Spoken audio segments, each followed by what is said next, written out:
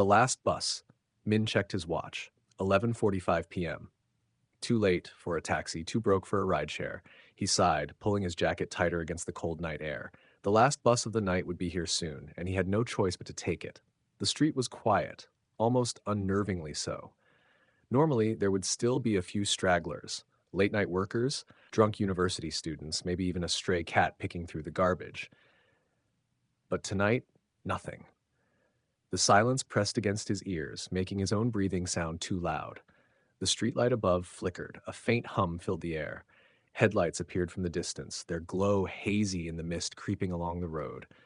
The bus approached, its engine a low, guttural groan. It rolled to a stop in front of him, and the doors hissed open.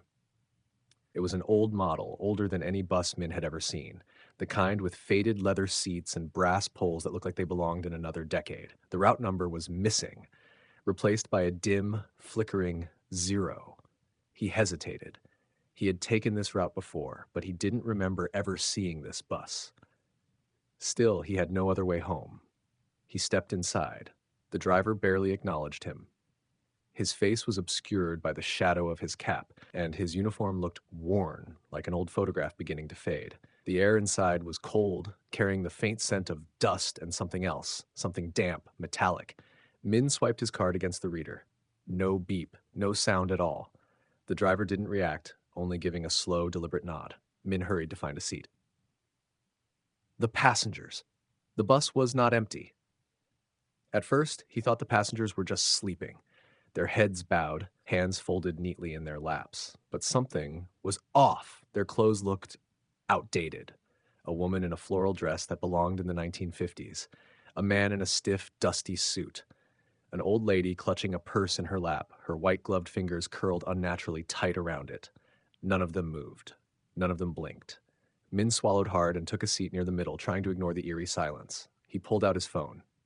No signal. The Wi-Fi icon was gone. His battery, which had been at 80%, was now at 4%. The bus lurched forward. Outside, the city passed by in a blur, but something was wrong. The streets looked different. Buildings that should have been bright with neon lights were dark, abandoned. Windows broken, signs faded. The street lamps flickered erratically, casting long, unnatural shadows. Min frowned. He turned to the passenger beside him, a young man in a gray hoodie, head bowed. Hey, Min whispered, do you know if this is? The man's head rolled sideways at an unnatural angle. Min's stomach twisted. The man's face was pale, sunken, his mouth slightly open as if he had been mid-breath before. Before what? Min stared, his hands clammy. This person wasn't breathing. None of them were. A low, wheezing chuckle came from the front of the bus. Min whipped his head around. The driver's face was still hidden beneath his cap, but his mouth was grinning. Too wide, too stretched, his lips curled back, revealing teeth too sharp, too long. This is your stop, the driver rasped. The bus screeched to a halt. Min's pulse pounded in his ears. Where the hell were they? He turned to look outside. Nothing. No city, no buildings, no roads, just a vast, endless stretch of fog. His breath hitched. Something moved in the mist. A tall figure standing at the edge of the swirling darkness, waiting, watching. Min's instincts screamed at him to stay on the bus. I think I'll keep going, he muttered, voice unsteady. The driver let out a slow, rattling breath. Your stop, he repeated. Min's heart pounded. The thing in the fog shifted. He could make out its silhouette now, too tall, too thin. Its head twitched in an unnatural, jerking motion, as though it were snapping its gaze toward him. The bus rumbled violently. The windows shuddered. The passengers, the unmoving, silent figures, began to stir. Min's stomach dropped as he realized. Their heads were turning toward him. One by one, slowly, deliberately, they faced him. Their eyes were black, hollow voids. Their mouths stretched open in silent gasps as though they were trying to scream, but no sound came out. Min scrambled from his seat. Nowhere to run. The bus lurched forward again. It was going faster now. Too fast. The wheels rumbled over the ground, the engine howling like a wounded animal. Min ran toward the back door, gripping the cold metal handle.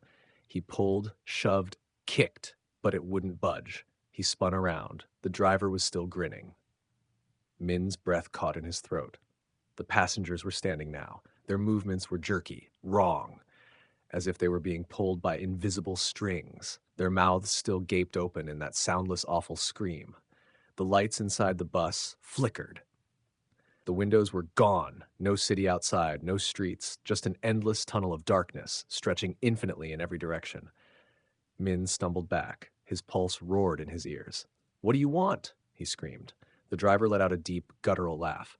His hands, no longer human, gripped the wheel, fingers too long, skin peeling away to reveal something dark and glistening beneath.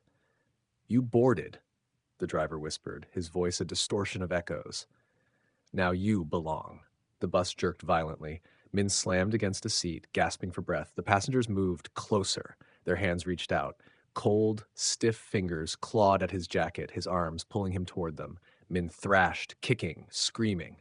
But their grip was like iron. The last thing he saw before the darkness swallowed him was the driver's grin, and the thing in the fog, watching, waiting, welcoming him home.